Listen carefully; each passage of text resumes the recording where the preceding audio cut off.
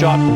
High high দর্শক, gym Afro টি10 লিগে এনামুল হক বিজয়ের এই কেমন 101 মিটার ছক্কা হাঁকালেন, যা দেখে অবাক গ্যালারিতে থাকা তরুণ সুন্দরী নারী ভক্ত। দর্শক, খবরের বিস্তারিত জানতে ভিডিওটি না টেনে শুরু থেকে শেষ পর্যন্ত দেখুন।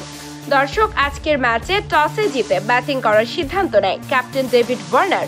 এরপর ডেভিড ওয়ার্নার ও আরেক ব্যাটারকে সঙ্গে নিয়ে ওপেনিং করতে মাঠে নামে। এর মধ্যে প্রথম ওভার শেষে প্রথম উইকেটের পতন হয়। এরপর ব্যাটিংয়ে এনামুল হক বিজয় মাঠে এসেই এদিন আগ্রাসী ব্যাটিং চালানো শুরু করেন।